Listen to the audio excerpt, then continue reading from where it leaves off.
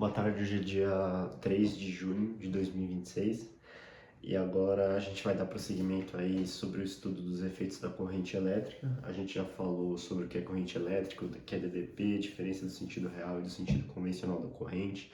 A gente já falou sobre o efeito Joule, já falou sobre o efeito luminoso e agora a gente vai falar sobre o efeito do choque elétrico.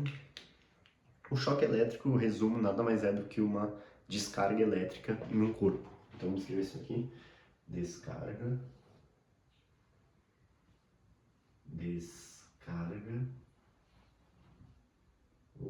descarga elétrica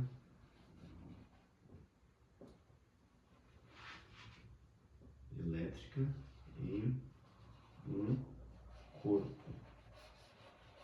Essa caneta está um pouco fraca, vou pegar outra aqui. Descarga elétrica em um corpo, é isso. Então basicamente o que acontece? Se você tiver numa região com diferença de potencial elétrico e uma extremidade do seu corpo tiver numa região com um potencial elétrico, isso é outra perna ali, tiver numa região com outro potencial elétrico, você vai acabar tomando um choque. Então vamos fazer um desenho aqui, ó. Um desenho simples. A gente vai ter uma pessoa aqui. Uma pessoa. E está um dia chuvoso, então tá chovendo aqui. E aconteceu algo, caiu um raio perto dela.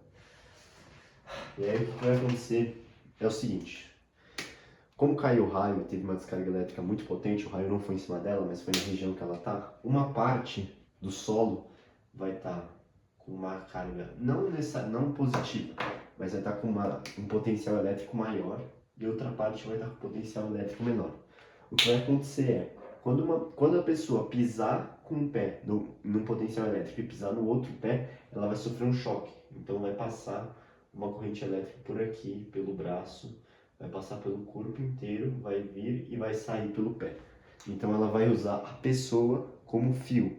Então a pessoa vai realmente fritar, ela vai realmente sair frita, porque vai sair daqui, né, se a gente levar em consideração seja o sentido real ou sentido convencional, mas vai entrar por um lado, a corrente vai passar por ela todinha e sair pelo outro, e ela vai ser eletrocutada. Nesse momento que ela for eletrocutada, ela vai sofrer uma contração espontânea dos músculos, porque os nossos músculos são ativados por, enfim, essas correntes elétricas podem ativar o nosso músculo. Tanto que uma história interessante, só para dar um pause, se você fosse obrigado a ter que segurar num fio elétrico, é isso, você vai ter que segurar no fio elétrico. Essa aqui é uma dica. Você vai ter que segurar no fio elétrico, senão a sua vida está dependendo disso. Você precisa segurar no fio elétrico com força. Você precisa encostar nele, né? Você não precisa segurar, você precisa encostar nele. A melhor forma para você encostar nesse fio seria pegando uma das suas mãos.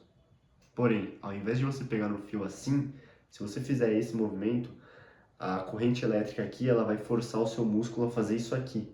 E você não vai conseguir soltar o fio e dependendo da corrente elétrica você vai ser eletrocutado e vai ter algum problema no coração e vai morrer. Então o jeito certo para você, se você for obrigado a encostar no fio, é fazer isso aqui, ó, com as costas da mão. Você vai, encosta no fio e aí a sua mão, ao invés de fazer isso, ela vai fazer isso também, só que para a região que não está no fio. Então você vai fazer assim, ao invés de pegar o fio de frente. Certo? Exemplo 1. Exemplo 2 agora. Eu vou fazer um poste de luz aqui, simples, um poste, e vai ter um outro poste aqui também, poste,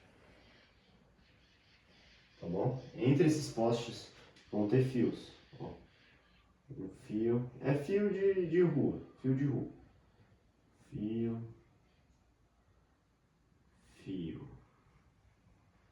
bom?